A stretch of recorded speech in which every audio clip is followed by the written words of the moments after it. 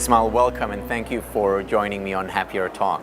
Well, I'm so happy today, Tal, because as I told you off camera, I've been following your work, and the Happy Summit brought me the opportunity to meet you in person and to listen to you in person. So thank you so much, and this is an honor to be interviewed by you. Well, thank you very much. An honor for me. And I'm wondering, why are you here at the World Happiness Summit? What brought you here? Well, I've been a communicator my entire life. Since I was 8, I started doing radio, and when I was 15 in my native Cuba, I started doing television. So my entire life I was broadcasting something. And then when I left Cuba in 1998 and I went to Canada, I actually became like a known celebrity. I had to start over. And I was a waiter at a restaurant. And then I said, well, this period of my life has to have a reason, a purpose. And then I discovered that I didn't have a purpose in serving other people. I was doing broadcasting, but I didn't have a mission.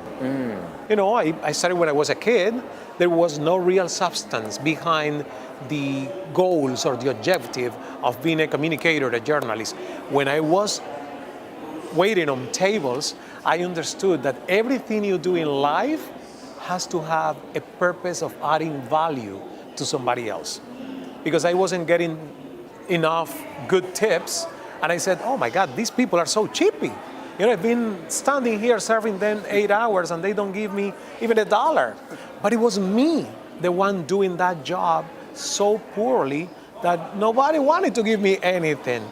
And then I said, well, I need to start serving, creating that genuine interest in doing something for somebody else. When I came back to television, that was my mission. And my career changed because now I have an intention in broadcasting not only the facts, but in broadcasting inspirational stories, stories that will elevate consciousness and that will elevate, our collective soul, because we have to have a mission in life. Yeah. Wow. So tell me, tell me a story that elevated you and that you feel also elevated your viewers. Well, I had so many stories. For instance, one of the interviews that I've done, because I interview like over 1,000 people on CNN and Espanol all across Latin America. That's the international signal of CNN, but in Spanish language. But one of the greatest interviews I had was with a guy that was not famous, and he was born almost with a death sentence. That, something happened genetically with his muscles and his lungs, and the doctor said to his parents, he's going to live only for 7 days, maybe 2 weeks. And that guy, being 35, was there. He has limitations, he cannot really run or walk a lot, but he has a mind. Michael Melamed, Venezuelan guy, he has a mind that is more powerful than so many other minds in people that have everything biologically speaking put in place. And then he said, when I interviewed him, you know what, Ismael, I'm coming here to tell you that I'm going to run the New York Marathon. And I said, really, Michael? And he said, yes, but I'm going to run 5 marathons in the next 5 years. And over the 5 years doing the show, he did it.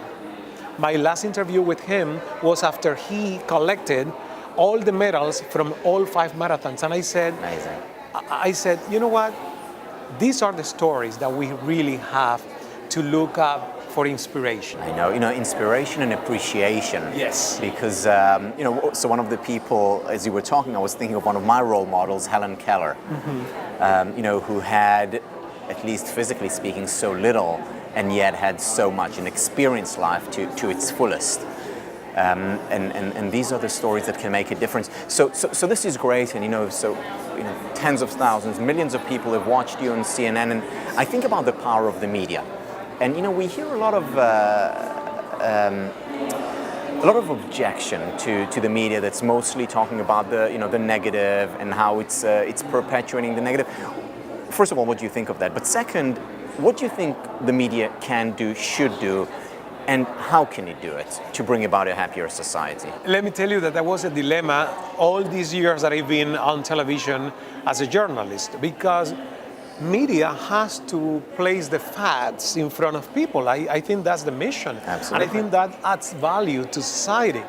But the limits in how you do it and how frequent you reiterate the same tragic story is what we need to understand. And sometimes I felt, okay, what is the purpose in doing this story that is being repeated on every single show since 9 a.m. and my show is at 9 p.m. And then I said, well, I have to look for an understanding of something that the viewers will get, and probably, like a solution that we can all look for the situation. So I believe that beyond the facts, we have to go through analysis of why these things are happening. Not only getting on the surface of the facts, but a conscious level or a subconscious level of a nation or a society has to be understood and analyzed. And that was always my dilemma as a broadcaster. What is the purpose? What am I doing? Am I creating anxiety, uncertainty, depression on people? Or I'm telling them the truth, but I'm giving them an antidote not to be without hope. Right. No? Yes, and then also in addition to that, perhaps elevating them, introducing. So do you think positive news can catch? Because people say, oh, that's boring, we want the sensational, we want the negative. Can positive news catch? I don't think so.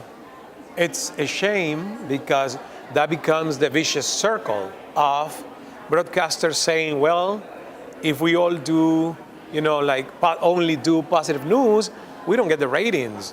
I mean, the headlines of a newscast cannot say that everything is well because people turn it off. It's sad, but that's the reality. You know what we call the good news, the positive news at the end, the tail of a newscast, the kicker. Okay, let's end up with a positive note. It's only a kicker when you see after the tragic events of a half-hour newscast, then we say, hey, this is a good piece of information. A panda bear was born in the zoo. Or was born in the China zoo, something like that. Right. That's a kicker. Yeah. But I don't know. Yeah, and I think about this a lot. So let's say you had an open check. You could create your own TV station, your own programs there. What are some of the things that you would introduce, given the limitations of the fact that people would not switch on the TV just for good news? But what kind of media would you create? You could do anything. Well, let me tell you, one of my role models has been Oprah Winfrey for so many years. Since I got to Toronto, I didn't know Oprah, and I didn't know English. And I was studying English as a second language, and I didn't have furniture in the empty room that I was sleeping as a Cuban refugee in Canada. And then I picked up a broken TV that a family just left in the corner of my block. And I put like a little antenna, and I started watching Canadian TV. And one day Oprah was on the air. And I didn't know who Oprah was, because actually the TV was a color TV, but it was broken, so it was green and white. Mm-hmm. So Oprah looked like kind of a Martian to me. I didn't know that she was African American anyway. But I kind of understood her with more clarity than so many other broadcasters, because I think that she really has a good articulation and diction of the English language. And I started following Oprah, not just because of only the message, because I understood the English and I was studying. And then I kind of followed her career, and I understood that she had a mission to elevate people's lives. That's good. Through the content that she was putting on the air. So if I had the blank check, probably I would go the same road in Spanish, because I think that we in Spanish need what she's trying to create with OWN and Super Soul Sundays and this kind of content, like that amazing series like Believe, going all around the world to showcase the diversity and the unity at the same time of human race. So I think that I will do that. I will ask Oprah to give me some of her content and put it in Spanish, and I will do some other original content, but with the same purpose. Yes, I think it's a wonderful vision. Yes. It's a wonderful vision. What are you spending your time on today?